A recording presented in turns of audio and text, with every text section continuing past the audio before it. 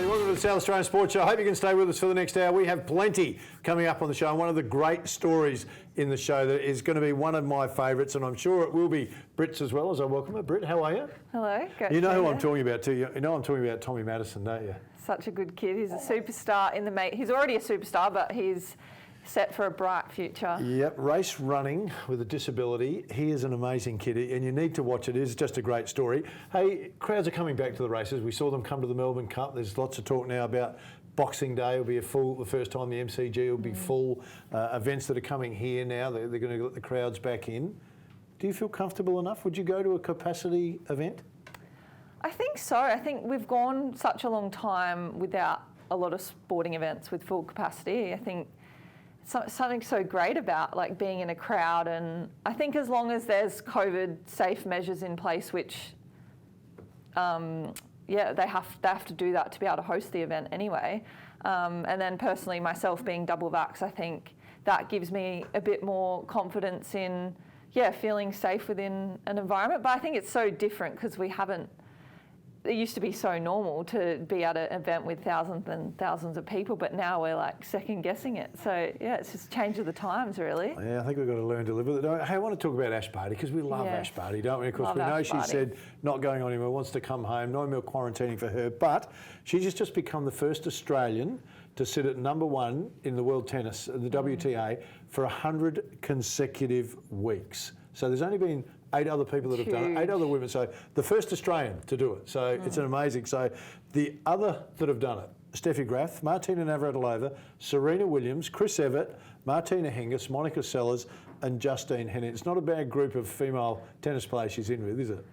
I think it just shows, the magnitude of what she's actually achieved over the last few years. And I don't know, I think we're so lucky in Australia. We have so many sports stars that are so great on the world stage, but for her to be in that company, it's pretty amazing stuff, and that'll be something that will leave a legacy, especially for her within the tennis world, not only in Australia but worldwide. She's in the history books now. So 1975 the WTA started, so it's nearly 50 years. It's just bordering, and only 8 women have been able to do it for that period of time. And is it that we love her as a tennis player? Do we love her as an Australian? Or we just love what she brings to the game for the type of person she is? Because she's remained humble. I mean, she nearly went off and played cricket.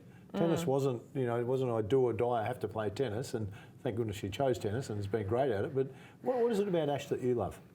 I think you can just see that she's genuine. Like she loves the game, she loves sport, she loves the Richmond Tigers, and she goes to a game anytime she can get with that to support them. And I think she's great at tennis. She was great at cricket, and whenever she speaks, she always speaks in we, like about her team. And I think she's just an Aussie kind of legend, really. And you can just see that in everything she does. She doesn't actually have to even preach that she's a legend. Anyone who's preaching they're a legend is clearly probably not. But I think you can just see that she's genuine, and she just loves the game, and she's very professional in the way she goes about it. But then she also has an equal balance lifestyle where she enjoys her passions for other things outside of tennis. And I think we're drawn to that, like seeing that you're a human outside of your profession and what you're so good at. Yeah, I think it's a really good point you make. She's remained really humble, hasn't she? She hasn't let all the fame and the fortune influence her in any way. She seems to be really approachable, really friendly, never seems to be stepping out of line. She's just almost a bit too good to be true as an athlete. But if you're a parent growing up and you said, I want my kid to get into sport and I want them to act a certain way, she's the perfect role model of fame. Hasn't affected me. Now, Kyle Chalmers, of course, broke the world record. 13 years to get that world record, not by him, by anyone. Did you think he'd do it? I mean, he had the injured shoulder.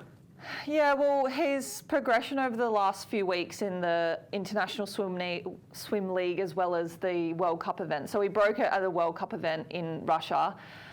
It'd been trending up, so he'd been getting faster and faster each time. And when I say faster, I mean by milliseconds. So you're not talking a large amount, but he was already, I think, 0.09 or something off at the last World Cup event that he swam. So, it was kind of, it could have happened, and it's just whether he put it together in the race, and he did, and he absolutely smashed it. And the record that he broke was, from 13 years ago in 2008 when they brought out the super suit era. Yeah. So, yeah, I personally never tried one because I was still a bit too young. I don't think Kyle, he wouldn't have even tried one. I don't know if he was even swimming back then. But, yeah, it's a massive record that has fallen, and it's, in swimming terms, it's so quick. Like, to go 44 seconds he's absolutely flying. I might be thinking one of those snakes he's got, or lizards are chasing him in the pool. Hey, we need to get over to Jamie because we're off and running. The master of the sporting news. Jamie, what have you got for us?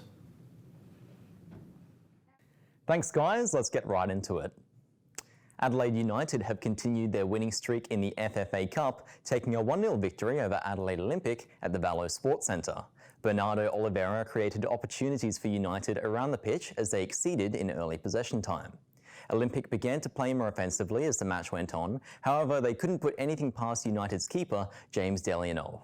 After a tap-in from Oliveira's corner, Jacob Tratt scored the first and only goal in the 16th minute, meaning that United will progress to the quarterfinals. In draft news, Ben Keays has signed on for another 2 years with the Crows. After being delisted by Brisbane back in 2019, Keays has become a valuable midfielder for Adelaide. They've also recruited Jordan Dawson from the Sydney Swans in exchange for Melbourne's future first-round pick. At Port Adelaide, Boyd Woodcock has been delisted, along with Jared Leanett and Trent Burgoyne. Woodcock admitted that as a developing 21-year-old with only 7 games played for Port in the last 2 years, he was confident he would be offered a contract. Unfortunately, Port headed in another direction, leaving Woodcock looking for new opportunities going forward. Speaking of Port, approval has been granted for another step in the $30 million redevelopment of Alberton Oval. The Port Enfield Council Assessment Panel gave the green light to conditional planning for the project last Wednesday. The Oval's land management plan now needs to be changed by the full council to ensure its compliancy. A decision also needs to be made about whether the club gets a 42-year lease at $1 per year. Both decisions are expected to be made next month. In the races, Regalo di Gaetano won his second successive John Letts Cup last Saturday. Ridden by Jake Toroke and trained by Richard and Chantel Jolly, the horse's large fan base turned up to witness the victory at Morphettville. John Letts was there to congratulate Saturday's winner, as well as last year's jockey, Caitlin Jones. And as for Beau Rosser, Will Clarkin is looking to take him to the Winterbottom Stakes next month, and to hopefully have a shot at the Magic Millions Carnival afterwards. Clarkin hopes the horse can continue in the spotlight this summer after an eventful spring period. That's all I've got for you this week. I'm Jamie Tenikoff. We've got more on the way after the break.